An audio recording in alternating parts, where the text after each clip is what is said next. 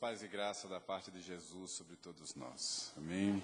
Eu trago um abraço da igreja ali em Toronto, a igreja Nova Vida, que me recomendou mesmo, olha, dá um abraço à igreja da Bahia, fala ao conselho, agradeça por ter permitido, liberado que você viesse estar conosco aqui. E estou transmitindo o abraço daqueles irmãos, até acredito que alguns estejam acompanhando esse culto agora pela manhã, uma vez que eles não têm culto lá pela manhã. Lá é 1 hora a menos, então deve ser agora 9 horas lá, né? Isso. E o pastor Seni mandou um abraço. Eu fiquei hospedado na casa do nosso diácono, Reizinho. Inclusive, eu fui falar lá na igreja, Reizinho, ninguém sabia quem é Reizinho, ninguém conhece Reizinho lá. Foi uma novidade para eles. Lá é Delson. Pastor, quem que é Reizinho? Delson. Débora e as meninas, e eles perguntaram sobre a igreja, querendo saber tudo sobre a igreja, detalhes, e eu tive que contar a história, eu levei boletins para eles, e fulano, e Beltrano, e aquela, vocês sabem como é, né? E foi muito importante, muito bom, saí muito com eles, para onde eles iam, eu ia sempre junto, ficamos vários dias juntos no acampamento, onde a igreja se reuniu lá, e encontrei lá também Daniele, que está grávida, barriga já grande, e muito saudosa também, mandou muito abraço para a igreja, muita saudade, se pudesse vir na mala, não é? Então, estou transmitindo esses abraços. Eu encontrei pessoas também queridas lá, que nunca mais tinha visto, pessoas que foram minhas ovelhas em Belo Horizonte, na 8ª igreja, um casal que eu celebrei o noivado, agora já é casado lá, tem filhos. E pessoas que eu encontrei em outros lugares. É uma igreja de brasileiros, de imigrantes, não é? E tem alguns canadenses, mas a maioria absoluta é de brasileiros. E fizemos um encontro, lá era um feriadão, e foi realizado um acampamento, num lugar belíssimo. É um acampamento de uma igreja presbiteriana. Aliás, não é de uma igreja presbiteriana, é um acampamento do que equivaleria aqui ao presbitério, num lugar lindo, maravilhoso mesmo. E foram dias preciosos. Agora eu vou confessar aqui para os irmãos, espero que eles estejam também acompanhando lá. Eles me deram um cartão de despedida, com todo mundo escrevendo aquelas mensagens, como a gente faz geralmente em acampamento, todos dizendo quão foram abençoados, tanto que eles foram abençoados com as ministrações, as palavras, as palestras, as mensagens, muito gratos. E eu senti que houve realmente uma empatia muito boa, que eles foram muito abençoados. Mas eles não têm noção do quanto eu fui abençoado. Uma aula de amor que aqueles irmãos deram. Tem coisas que eles fizeram que eu não posso contar aqui na internet, aberta para todo mundo. Mas depois, à parte, quem quiser, eu posso dizer o que eles fizeram, ninguém faz. Uma coisa muito linda. Muito preciosa, até humanamente falando, constrangedora, demonstração de amor e de carinho daqueles irmãos. Eu quero declarar isso perante a minha igreja e para quantos estejam acompanhando. Que Deus abençoe aquela comunidade, faça prosperar. É difícil para eles, estão lutando, batalhando por espaço lá, naquele país, alguns já estabelecidos, outros se estabelecendo, e estão caminhando no Senhor lá, né, pregando o Evangelho e com a visão de ampliar aquele trabalho ali. Há muitas igrejas presbiterianas, grandes templos, com poucos membros, trabalhos difíceis, num país que desenvolve, cresce muito próspero. A gente deve orar sempre por aqueles irmãos. Então fica aqui a minha palavra, o abraço que trago de lá. Foi muito precioso para mim estar naquele lugar tão lindo, fiz muitas fotos e estive em muitos lugares, me levaram a lugares belíssimos, né? Parecidos assim, uns lugares parecidos com pedrinhas assim, outros muito bonitos. Eles me levaram no Niagara Falls, que é bem chique. Eu fui comentar que tem uma cachoeira em Pedrinhas bem parecida, eles não gostaram muito não. Mas agora vamos ao que de fato nos interessa nessa manhã. Eu abri em Lucas capítulo 15 e vou repartir com você. Lucas capítulo 15.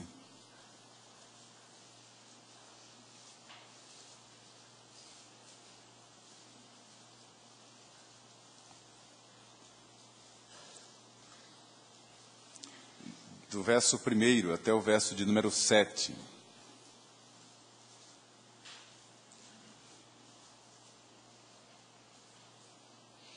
Aproximavam-se de Jesus todos os publicanos e pecadores para o ouvir. E murmuravam os fariseus e os escribas, dizendo: Este recebe pecadores e come com eles. Então lhes propôs Jesus esta parábola: Qual dentre vós é o homem que, possuindo 100 ovelhas, e perdendo uma delas, não deixa no deserto as 99 e vai em busca da que se perdeu até encontrá-la? Achando-a, põe-na sobre os ombros, cheio de júbilo. E indo para casa, reúne os amigos e vizinhos, dizendo-lhes: Alegrai-vos comigo, porque já achei a minha ovelha perdida. Digo-vos que, assim, haverá maior júbilo no céu por um pecador que se arrepende, do que por 99 justos que não necessitam de arrependimento. Que o Senhor nos dê a luz que precisamos para entender a sua palavra.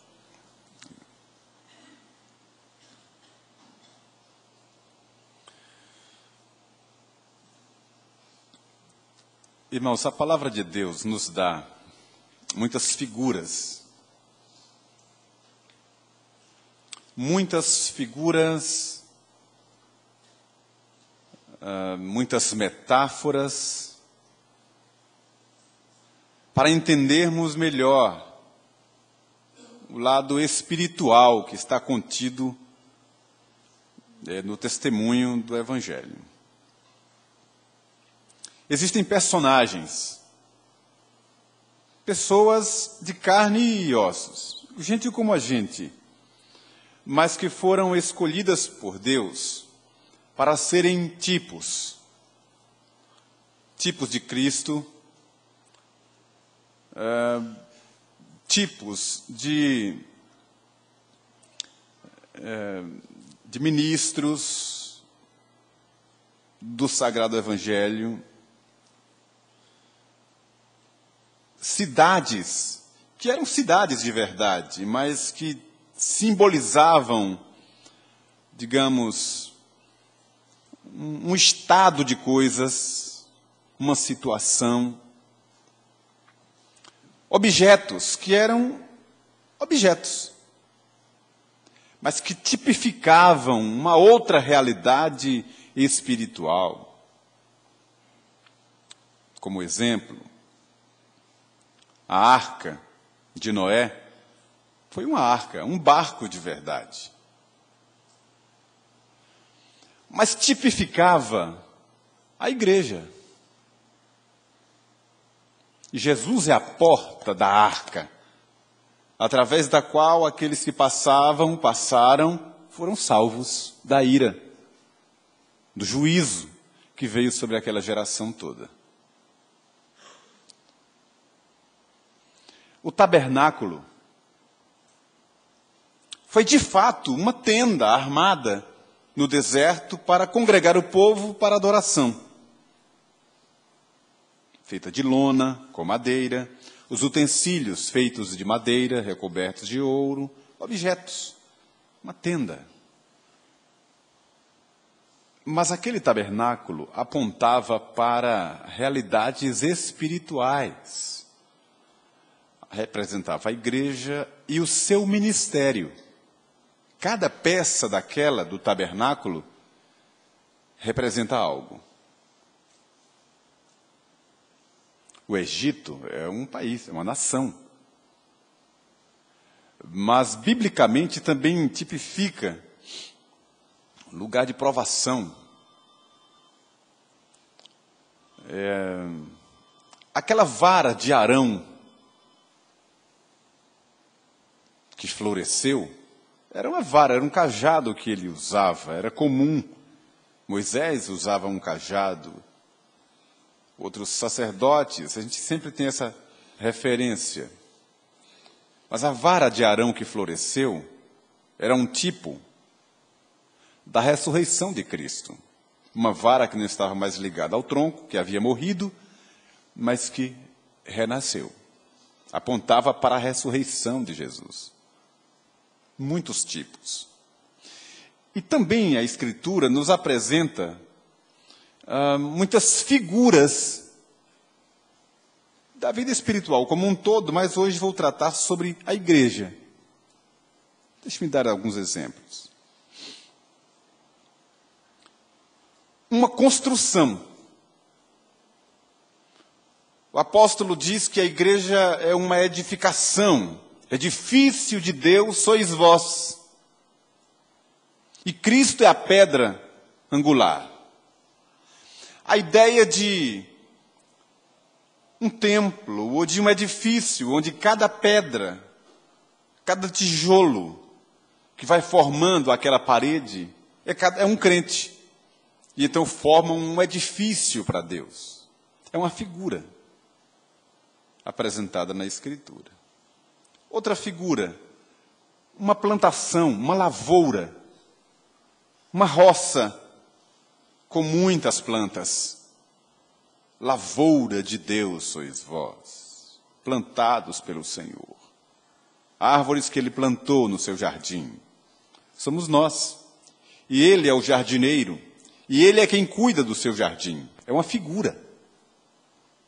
Inclusive, muito bem detalhada em João, o próprio Cristo fala e usa essa figura, dizendo que Ele é a videira, nós somos os ramos, todo aquele que está ligado à videira tem vida, aquele que foi cortado morre, murcha, enfim, figuras que são usadas. E dentro dessas figuras tem uma que eu quero destacar para partilhar com vocês, que é a figura de um corpo. A igreja é o corpo de Cristo, e Cristo é a cabeça. É uma figura. E Paulo explica, dá detalhes, esmiuça essa questão do corpo. Aí diz assim: assim como um corpo há muitos membros, assim também a igreja. Cada membro com a sua função, para um bem comum.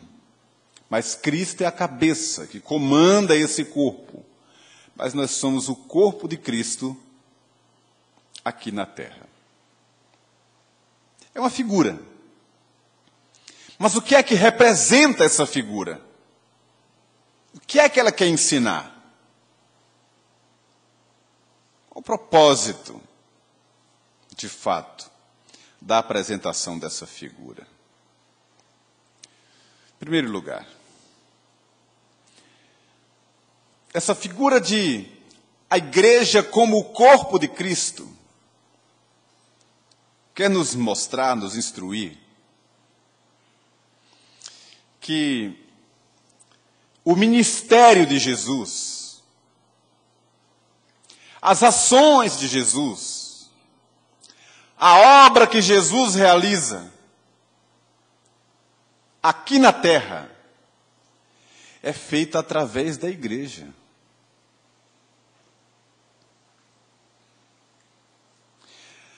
Vou um pouquinho mais específico, mais aprofundado até, mas com muita convicção.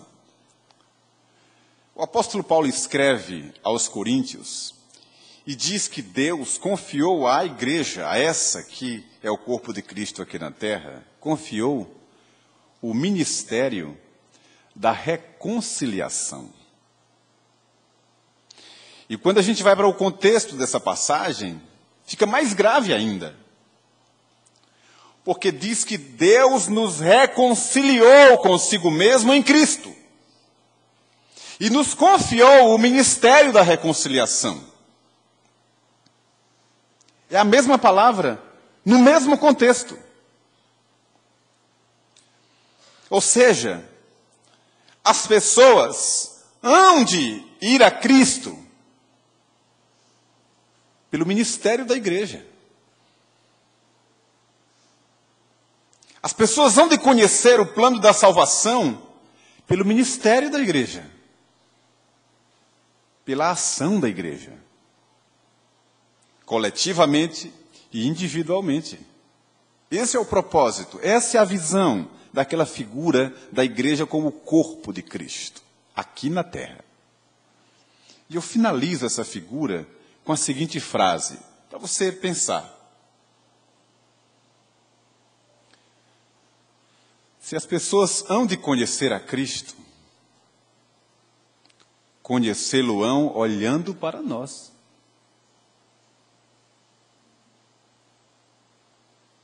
Nós somos a imagem de Cristo. Nós somos as suas testemunhas. Não é grave isso? Mas essa é a verdade. Pensando nisso, como introdução, eu abri esse texto que chamou minha atenção para partilhar com vocês. Jesus propôs muitas parábolas, e dentre elas, a parábola da ovelha perdida, ou da 100ª ovelha. Ele contou que certo homem tinha 100 ovelhas, e uma delas se desgarrou. E ele deixou as 99 no monte, o outro texto lá de Mateus diz que deixou no vale, enfim, deixou as 99 e foi em busca da 100ª. E diz que ele a procurou até encontrá-la. E é curioso como Lucas, por isso que eu escolhi Lucas e não Mateus para enfatizar mais o texto. Quando ele diz assim, achando-a, põe-na sobre os ombros, cheio de júbilo. Ele já tem 99, que são dele. Mas quando ele encontra aquela que havia se perdido, que estava perdida, põe no ombro, cheio de júbilo. E não só isso, olha o que ele faz. Indo para casa, reúne os amigos e vizinhos, dizendo-lhes, alegrai-vos comigo, porque já achei a minha ovelha perdida.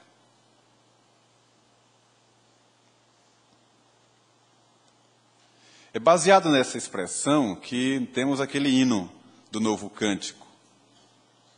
Júbilo no céu por um pecador que se arrepende. Mas o que eu achei curioso é que o texto diz, no verso 7, vejam bem, que coisa grave. Digo-vos que, assim, haverá maior júbilo no céu. Maior júbilo no céu. Por um pecador que se arrepende. Do que por 99 justos que não necessitam de arrependimento.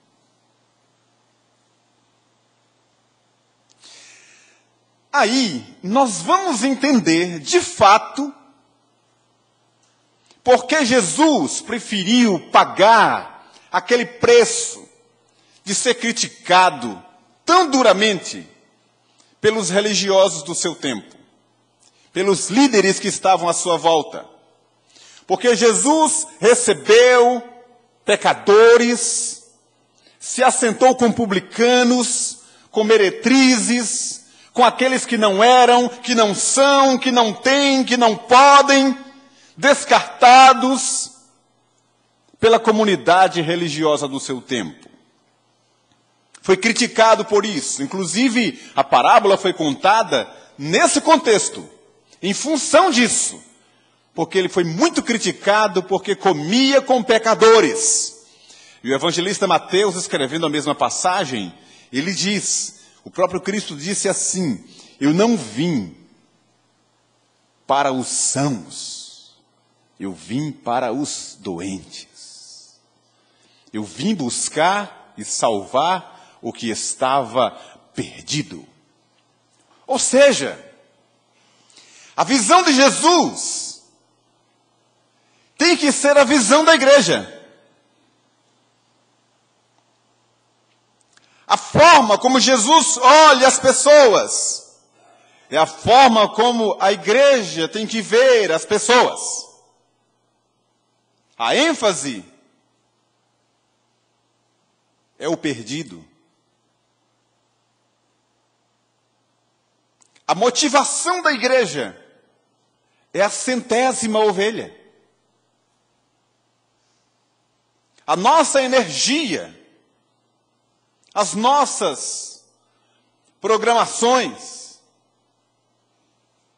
o nosso interesse, não pode ser o redil das 99 agregadas, agrupadas, confortáveis, guardadas, protegidas, dentro daquela cerca.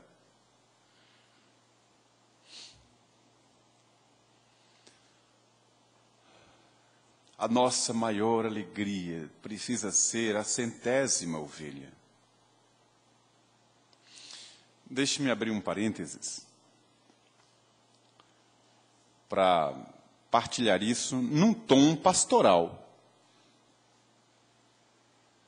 com o intuito de instruir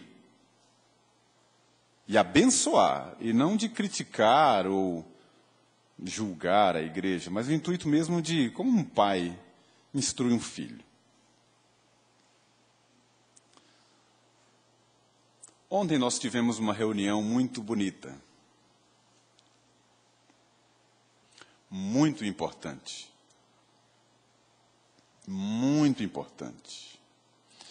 lá no edifício pastoral, um encontro com os casais da igreja.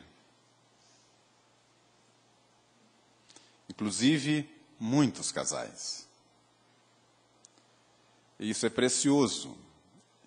Queremos investir nisso, porque entendemos que Deus tem um propósito nisso. As famílias estão sendo atingidas, o inimigo tem investido contra a família, e nós, como igreja, precisamos cuidar das nossas famílias. Reunião muito bonita, muitos casais, uma dinâmica agradável, uma ministração da palavra, compromissos, reflexão sobre a aliança, uma coisa linda, linda mesmo, uma reunião preciosa. Alguns presbíteros estavam lá, várias famílias, uma bênção. Vamos ter outros encontros durante o ano, os meninos vão falar depois sobre isso aqui. Mas aí, encerrou o momento devocional. Encerramos com uma oração, fechamos o momento devocional e íamos partir para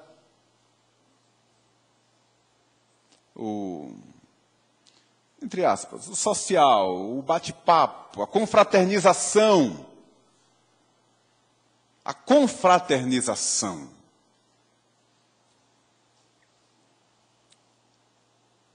Eu tinha convidado um casal de amigos. Que foi? Estava lá. E eles não são crentes. E primeiro eu tive assim a surpresa, eu já desconfiava, mas das muitas pessoas que estavam lá, 2 pessoas passaram e cumprimentaram o casal porque eu apresentei. Mas os que estavam lá sabem disso que eu estou falando abertamente aqui. Eu não dei atenção aos casais da igreja. Vocês viram isso. Quem estava lá viu. Eu puxei uma cadeira e fiquei com eles até a hora que eles saíram. Vocês viram isso. Inclusive, por ser muito amigo, a gente está caminhando, construindo uma amizade. Eu tenho falado do Evangelho para ele. E tem um outro amigo que está aqui, sabe muito bem disso. Eles disseram assim, vai dar atenção ao seu povo. E eu disse para eles, esse povo, eu vou estar amanhã com eles, e a vida toda. Estou muito feliz com vocês aqui, quero aproveitar esse momento ímpar de vocês aqui conosco. Você viu isso?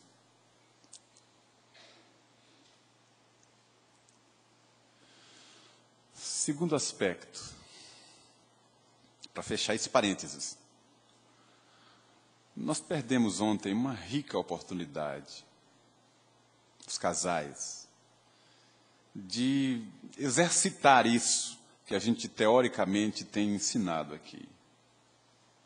Aí a gente vai, quando no momento assim informal da confraternização, aí cada um vai para aquele grupo que já é particular, de amizade, de convivência. E aí ficam aqueles grupos isolados, conquanto isso seja uma coisa boa. Não é errado ter grupo de convivência. Isso é uma ocorrência natural. O que não pode é a gente tornar aquele grupo exclusivo. Ali era o momento de todos passarem nos diversos grupos e observar os novatos, e chegar junto dos novatos, e acolhê-los, e abraçá-los, e fazer um carinho, e fazer-lhes bem, fazer-lhes sentir-se em casa, recebidos, acolhidos, com interesse genuíno. Isso marca a vida de uma pessoa. Eu já disse aqui, muitas vezes, vou repetir nesse contexto. Muitas pessoas vêm para a igreja e ficam na igreja. Não é por causa da mensagem, do pregador, porque isso pode ser encontrado em várias igrejas também.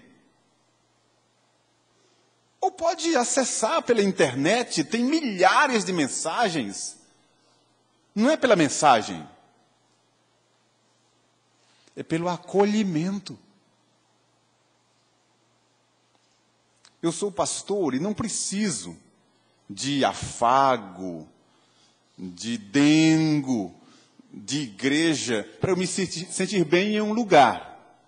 Eu vou, por exemplo, de férias, e mesmo de férias, eu dou um jeito de ir para alguma igreja, eu não fico domingo em casa. De preferência uma igreja que não me conheça, onde eu possa sentar lá e cultuar como todo mundo, numa boa. E já aconteceu assim de eu ir para uma cidade, e eu ir para uma igreja, entrar ali, como se eu fosse invisível. Entrar e sair observar, e as pessoas conversando ali, cada um no seu grupo, eu ficar ali sozinho e depois ir embora, absolutamente ninguém, senão naquele momento formal da saudação. Tem algum visitante, fica de pé, oh, Deus te abençoe. E depois mais nada. E depois eu mesmo vou para uma outra igreja, conhecer outra comunidade, outro grupo. E ali as pessoas virem me tratar, me receber com carinho, com atenção, mesmo sem saber quem eu sou. Imaginem que igreja meu coração vai pedir para eu voltar.